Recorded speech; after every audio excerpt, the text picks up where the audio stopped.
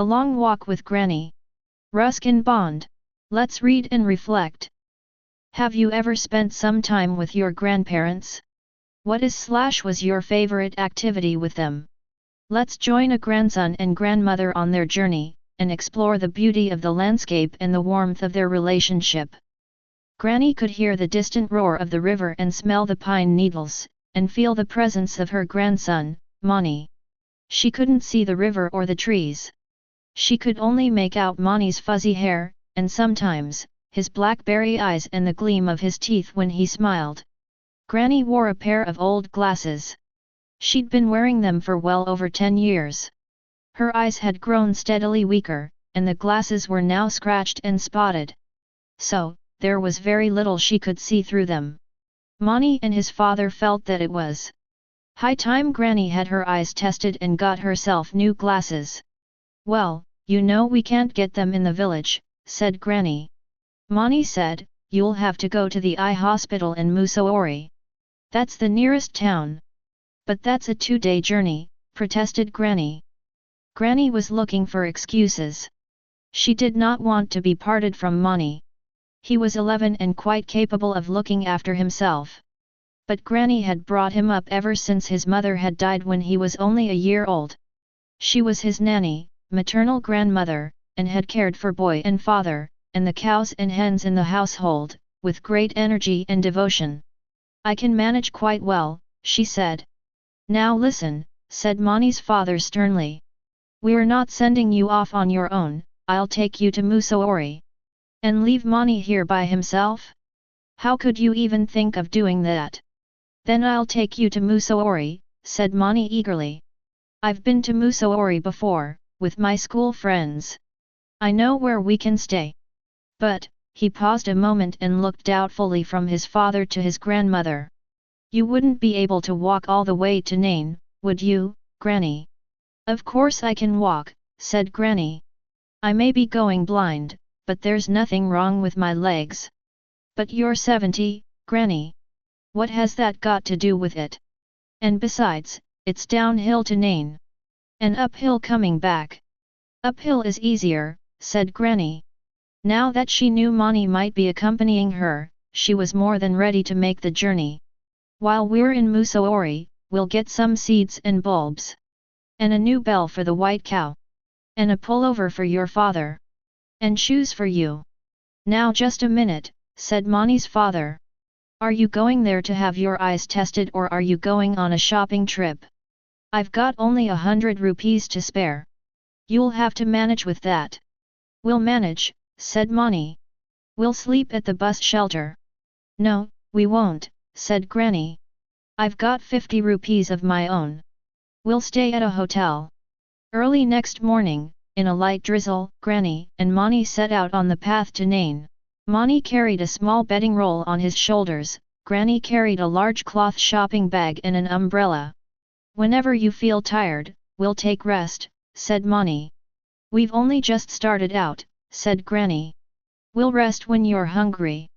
They walked at a steady pace, without talking too much. A flock of parrots whirled overhead, flashes of red and green against the somber sky. There were no other sounds, except for the hiss and gentle patter of the rain. Mani stopped to pick wild blackberries from a bush. Granny wasn't fond of berries and did not slacken her pace. Mani had to run to catch up with her. Soon his lips were purple with the juice from the berries. The rain stopped and the sun came out. Below them, the light green of the fields stood out against the dark green of the forests, and the hills were bathed in golden sunshine. Mani ran ahead. Can you see all right, Granny? He called. I can see the path and I can see your white shirt. That's enough for just now. Granny and Mani ate their light meal on the roadside, in the shade of a whispering pine, and drank from a spring. By late afternoon they were directly above Nain. We're almost there, said Mani. I can see the temple near Uncle's house. I can't see a thing, said Granny. That's because of the mist. There's a thick mist coming up the valley. It began raining heavily as they entered the small market town on the banks of the river. Granny's umbrella was leaking badly. But they were soon drying themselves in Uncle's house, and drinking glasses of hot, sweet milky tea. Mani got up early the next morning and ran down the narrow street to bathe in the river. As Mani dressed, he heard the blare of a bus horn. There was only one bus, to Mussoorie. He scampered up the slope, wondering if they'd miss it. But Granny was waiting for him at the bus stop. She had already bought their tickets. The bus was old and rickety, and rattled so much that the passengers could barely hear themselves speaking. The driver drove at some speed, and whenever he went round a bend, everyone in the bus was thrown about. In spite of all the noise and confusion, Granny fell asleep, her head resting against Mani's shoulder. Suddenly, the bus came to a grinding halt. People were thrown forward in their seats. "What's happening?" Granny asked. "Have we arrived?" "No, something is blocking the road," said Mani. "It's a landslide!" exclaimed someone, and all the passengers put their heads out of the windows to take a look. It was a big landslide. Earth, trees, and bushes had given way and come crashing down, completely blocking the road. Nor was it over yet. Debris * was still falling. Mani saw rocks hurtling down the hill and into the river. "Not a suitable place for a bus stop," observed Granny, who couldn't see a thing. Even as she spoke, a shower of stones and small rocks came clattering down on the roof of the bus. Passengers cried out in alarm. The driver began reversing, as more rocks came crashing down. Debris is pronounced as debris. "I never did trust motor roads," said Granny. The driver kept backing until they were well away from the landslide. Then everyone tumbled out of the bus. They could tell it would take days to clear the road. Most of the passengers decided to return to Nain with the bus. But a few bold spirits agreed to walk to Mussoorie, taking a short cut up the mountain which would bypass the landslide. Mani looked at Granny. "Shall we go back?" "It's only 10 miles," said Granny. "We did that yesterday." So they started climbing a narrow path, and by the time they got to the top of the mountain, Granny and Mani were on their own. Their village was hidden by the range to the north. Far below rushed the river. Far above circled a golden eagle. "Did you bring any food from Uncle's house?" asked Mani. "Naturally," said Granny, "I knew you'd soon be hungry. There are pakoras and buns, and peaches from Uncle's garden." "Good," said Mani, forgetting his tiredness. "We'll eat as we go along. We'll stop when you're tired, Granny." "Oh, I can walk forever," said Granny, laughing. "But not if it's raining. This umbrella leaks badly." Down again they went, and up the next mountain, and over bare wind-swept hillsides, and up through a dark gloomy deodar forest. And then just as it was getting dark, they saw the lights of Mussoorie twinkling ahead of them. As they came nearer, the lights increased, until presently they were in a brightly lit bazaar. Jostled in the crowd, Granny kept one hand firmly on Mani's shoulders so that she did not lose him. They asked around for the cheapest hotel. But there were no cheap hotels. So they spent the night in a dharamsala adjoining the temple. Next morning, at the eye hospital, they joined a long queue of patients. The eye specialist, a portly man in a suit and tie, dealt with the patients in a brisk but kind manner. After an hour's wait, Granny's turn came. The doctor took one horrified look at Granny's glasses and dropped them in a wastebasket.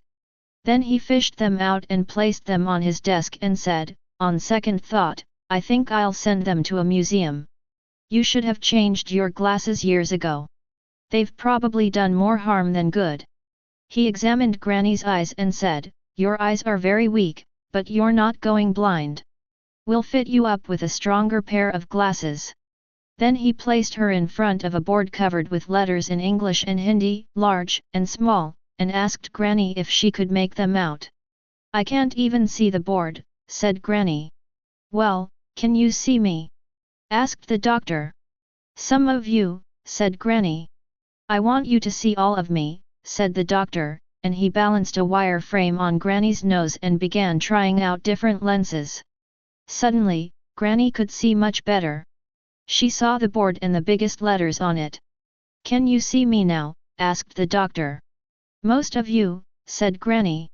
And then added, by way of being helpful, "There's quite a lot of you to see." "Thank you," said the doctor. "And now turn around and tell me if you can see your grandson." Granny turned, and saw Mani clearly for the first time in many years. "Mani!" she exclaimed, clapping her hands with joy. "How nice you look! What a fine boy I've brought up! But you do need a haircut, and a wash, and buttons on your shirt, and a new pair of shoes. Come along to the bazaar. First have your new glasses made," said Mani, laughing. "Then we'll go shopping." A day later, they were in a bus again. Granny had a window seat, and Mani sat beside her. He had new shoes and Granny had a new umbrella, and they had also bought a thick woolen Tibetan pullover for Mani's father. And seeds and bulbs and a cowbell. As the bus moved off, Granny looked eagerly out of the window. She could see many things that she hadn't seen for a long time: distant villages, people working in the fields, milkmen on the road, 2 dogs rushing along beside the bus, monkeys in the trees, and, most wonderful of all, a rainbow in the sky. She couldn't see perfectly, of course, but she was very pleased with the improvement. Mani watched for a time and listened to her excited chatter. Then his head began to nod. It dropped against Granny's shoulder, and remained there, comfortably supported. The bus swerved and jolted along the winding mountain road, but Mani was fast asleep. Adapted. About the author. Ruskin Bond, 1934, was born at Kaisali, in Himachal Pradesh. For over 50 years, Bond has experimented with different genres of writing, including novels, short stories, and memoirs. His notable works include The Room on the Roof, Our Trees Still Grow in Dehra, A Flight of Pigeons, The Blue Umbrella, etc. He was awarded the John Llewellyn Rhys Prize in 1957, the Sahitya Akademi Award in 1992, the Padma Shri in 1999 and the Padma Bhushan in 2014.